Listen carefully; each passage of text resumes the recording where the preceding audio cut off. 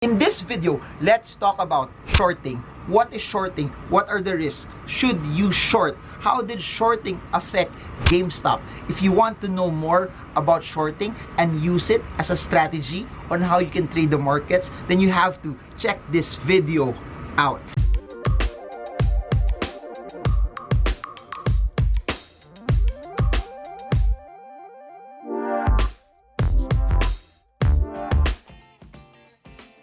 In this video, we're gonna talk about what shorting is. Over the past few days, I got a lot of questions from you arising from what happened in GameStop in the US.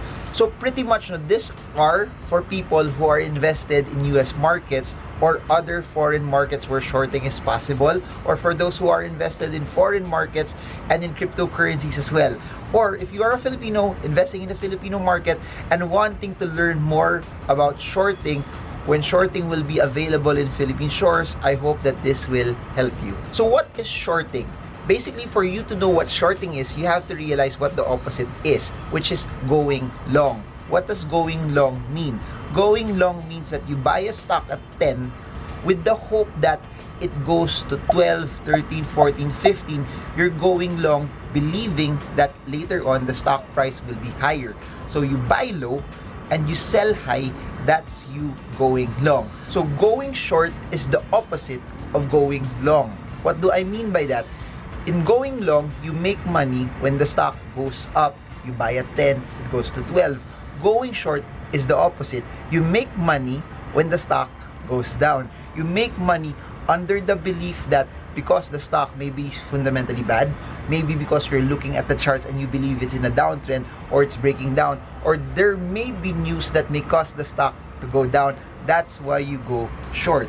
So what does that mean also? It means that if the stock is at 10, it goes to 8, you make money that way. But here's the thing, this is the underlying difference between going long and going short, and these are the underlying risks. For you to go short, you need to sell the stock first, then buy it later.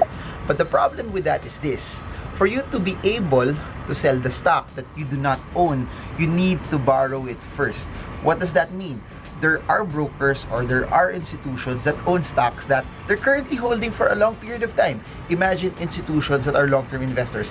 Imagine shareholders, investors that don't really plan to sell their stock for a stretched period of time. Think about pension funds. Think about large mutual funds that are very, very long-term investors in a stock. So what does that mean? Their shares are not used. Those shares that are not used are what investors that want to short can borrow. As they start borrowing those shares, the next underlying possibility is this: for it to be a short sell, they sell the shares first that they borrow. So you sell the shares at 10. As you sell the shares at 10, you are believing that somehow, some way, it starts to go down. Now, as it starts to go down from 10 to 8, as it hits 8, you start buying back the share. And as you start buying it, you return it back to the person you borrowed it from. So it's as simple as that. However, here's what makes it tricky. Since you are borrowing the share, it means that you don't own it. Anytime you borrow something in the world of finance, business, and investing, you have to pay a certain interest.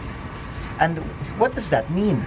Regardless if the stock goes up or the stock goes down, you are paying a fixed amount of interest to whoever you borrow the shares from. So that's where the underlying risk will go. You doing a short sell on a stock and it starts to go down, and then you buy it and return it back, you are thinking that the margin of the sell at 10, buying it back at 8, and returning it should be more than the interest rate. So yung earnings mo minus the interest, that is the amount of money that you make. So if the margins are big enough, then you have more than enough to be able to pay the interest. However, here are some underlying risks. What if by the time you did the short sell, it takes a longer time for it to go down? Meaning, as it takes a longer time for it to go down, that actually means that you're paying interest even if it's not actually moving yet. So that means you're actually losing money even though it's not yet progressing.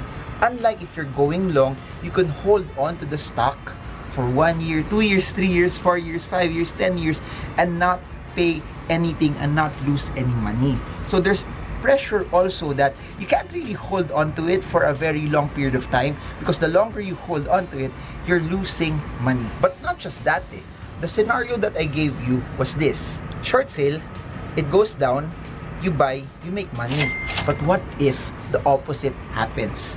Instead of it going down, it goes up. So think about it this way: 10 to 8, you make 2, but you pay interest. But here's the thing: 10 to 12, you lose 2. You lose 20%, but you still pay interest. The problem with that is this: if you're going long, you buy a stock to 10, unless malugi yung company, mag-bankrupt yung company, definitely it won't go to 0. It could go to 1, where you lose 90%. It can go to 0.5, where you lose 95%. But there's a slim chance that it goes to 0, unless it goes bankrupt. You get what I'm trying to say? But from a purely price sentiment point of view, there's not a very, very large chance, especially if it's a fundamentally sound company, that you would lose everything. Now, that being said, here's the problem when you go short. When you go short, think about it. If the stock is at 10, it goes to 20, suddenly, 10 to 2, you lose 2. 10 to 16, you lose 6. 10 to 18, you lose 8. 10 to 20, you lose 10. 10 lang yung pinasok mo, you actually lose everything. When you short sell, you can lose your whole capital. But not just that, because it has an unlimited upside, the problem with that is this: if the stock goes from 10 to 22, pinasok mo lang 10, then you would be obliged, you would have to, if you want to continue it, you would need to put in 2 more for you to be able to uphold the short that you're actually doing. If it goes to 30, you would need to put 20 more. If it goes to 50, you would need to put 40 more. And your losses become unlimited. The downside becomes much, much bigger. And that's why even I've been trading US markets, I've been trading cryptos. I'm not a fan of shorting. Although, truth be told, a lot of people are making money from it, I'm not just a fan of shorting. I always like going long. Most likely it's because of my experience in the PSE, and for the PSE it's always been you make money when the markets are going up. How do I connect this to GME? How do I connect this to GameStop? For GME, for GameStop, the stock, there were a lot of hedge funds doing a short. And to make it simple, to remove all of the other complications about talking about the short squeeze, the reasons why they're doing it, basically what happened was this: a lot of retailers, primarily from Reddit, what they did was they tried to buy up the stock. So imagine what I shared to you, that a lot of hedge funds were betting for the stock to go down, but a lot of retailers from Reddit bought it higher. More buyers bringing the prices up. And that being said, as it started to go massively higher, if you buy because you're thinking it's gonna go down, but it does the opposite, you're losing money. But the thing about GameStop is, you look at it, the stock price went massively higher. And that's why those hedge funds lost billions, because they were betting it would go lower, but it went the opposite direction. It did not just go the opposite direction, it went higher and higher and higher and higher. That as it went higher, their losses went into the billions. And that's the whole story about shorting. Shorting is relatively riskier. Shorting is, you can lose money even if the stock goes down. You can lose money even if the stock goes up, and you can lose everything if the stock goes massively higher than the amount of money that you get into. Now, that being said, do I recommend that you short? At the end of the day, it's not a one-size-fits-all scenario. What I'm just saying is this: when you short, you place yourself at a greater amount of risk as compared to going long. When you go long, you make a mistake, even if you don't cut, you can hold on to your position. You go short, you make a mistake, you must cut. Because if you don't cut, your losses will expound exponentially, and you could lose a lot of money, and you could lose everything. The skills that you need for technical analysis should be massive if you are doing a short. So the advantage though of doing a short is this: if you believe the stock is not going to do so well, you believe that the market is in a downtrend, you believe that there's bad news, you can take advantage of that opportunity and make money when the market is going down. At the end of the day, figure out what works for you. At the end of the day, figure out what's a style and a narrative that will help you over the long term, based on your capital, based on your risk, based on your skill set, and based on your strategy. But I do hope that this gives you a balanced opinion on what shorting is.